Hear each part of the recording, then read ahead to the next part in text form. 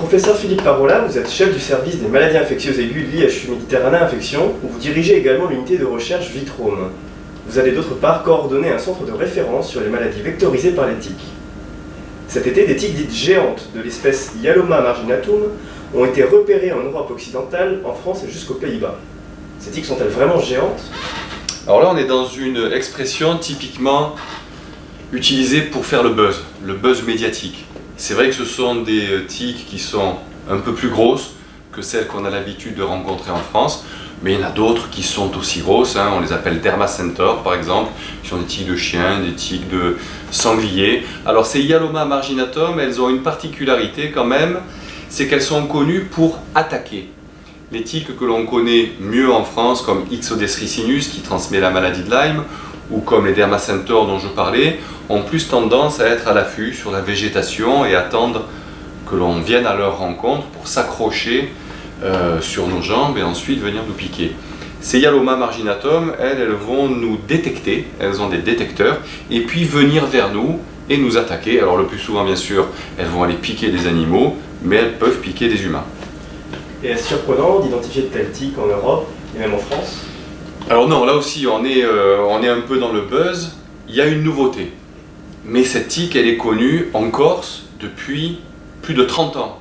La grande partie de ma famille est en Corse, mes cousins bergers connaissent cette tique depuis une vingtaine d'années. Donc ce qui est nouveau, c'est qu'elle est apparue en France continentale, notamment dans le sud de la France, dans la zone de climat et de végétation méditerranéenne, où elle s'est développée. Alors comment elle est arrivée là? Il y a deux hypothèses, et c'est sans doute un mélange des deux, peut-être avec les oiseaux qui peuvent transporter les stades immatures des tiques, ou peut-être avec des animaux plus gros, des bovins, des chevaux, qui sont en Corse des hôtes habituels, et donc ces animaux ont pu venir d'Italie ou d'Espagne, où la tique était déjà implantée. Est-ce que ces tiques sont potentiellement porteuses de pathogènes? Y a-t-il des dangers nouveaux pour les populations? Alors, j'avais fait des travaux sur cette tique en Corse justement il y a une quinzaine d'années où j'avais mis en évidence qu'elle était porteuse d'une rickettsie, qui est une bactérie qui peut donner une maladie infectieuse chez les humains, de la fièvre, des boutons, et qui se traite par antibiotiques. Par contre, elle est connue effectivement, et c'est ce qui a fait là aussi le buzz médiatique, comme un vecteur potentiel de la fièvre Crimée-Congo, qui est une fièvre hémorragique virale, potentiellement grave. Mais là aussi, il faut savoir que ce n'est pas parce qu'on a la tique en France, voire la tique qui va un petit peu se répandre en Europe, qu'on aura la maladie. Les maladies infectieuses transmises par les tiques, ça concerne les tiques, ça peut concerner les humains, mais ça concerne aussi les animaux, le réservoir de virus. La tique peut elle-même conserver le virus et se le transmettre de génération en génération, mais il faut bien qu'à un moment donné, elle rencontre le virus.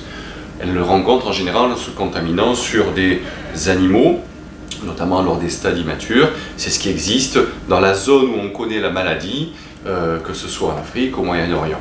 Pour l'instant en France, est-ce qu'il y a un danger sur cette d'épidémie de fièvre hémorragique Crimée-Congo due à l'expansion de cette tique?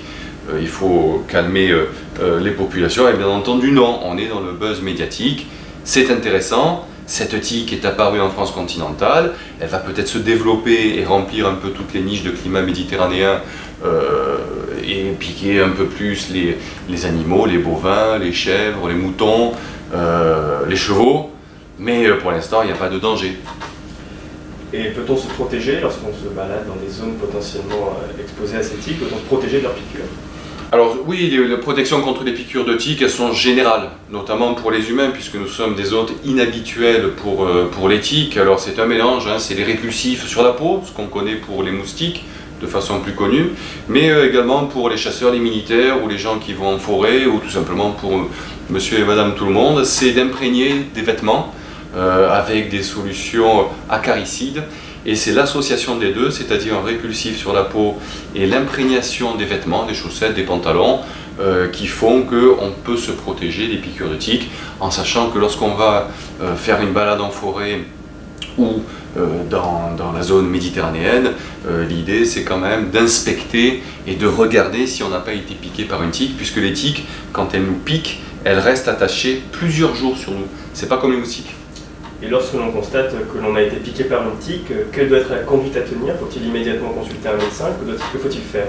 Alors globalement, si on est piqué par une tique, la meilleure solution c'est de l'enlever avec une pince type pince à épiler. Alors, il existe des pinces spécialisées pour les animaux qu'on peut trouver chez les vétérinaires ou dans le commerce, mais en pratique, se faire piquer par une tique, il faut l'enlever, éventuellement désinfecter localement, et puis c'est tout.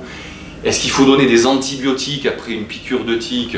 C'est un débat. Dans certaines situations dans le monde, ça existe, mais globalement, actuellement en France, on est piqué par une tique, on l'enlève. Et bien sûr, si on a la fièvre ou des boutons, on va voir son médecin ou des centres spécialisés. Il y a d'ailleurs des centres spécialisés, comme vous l'avez dit tout à l'heure, qui ont été créés en France très récemment.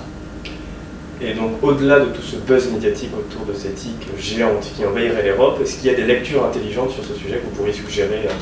Alors, Yaloma marginatum, c'est vraiment un sujet intéressant, hein, mais encore une fois, entre étudier l'expansion d'une tique et le risque infectieux et faire un buzz médiatique en disant aux populations, attention, il y a une maladie qui tue dans 40% des cas qui arrive en France, on est loin de la vérité. Donc là, oui, l'année dernière, il y avait un petit topo qui avait été fait par un spécialiste des tiques, d'ailleurs Frédéric Stachowski du CIRAD, vous trouverez ça assez facilement en googlisant son nom et le nom de la tique Yaloma marginatum, où en 3-4 pages vous apprendrez tout de façon intelligente et les perspectives de recherche qui concernent cette tique.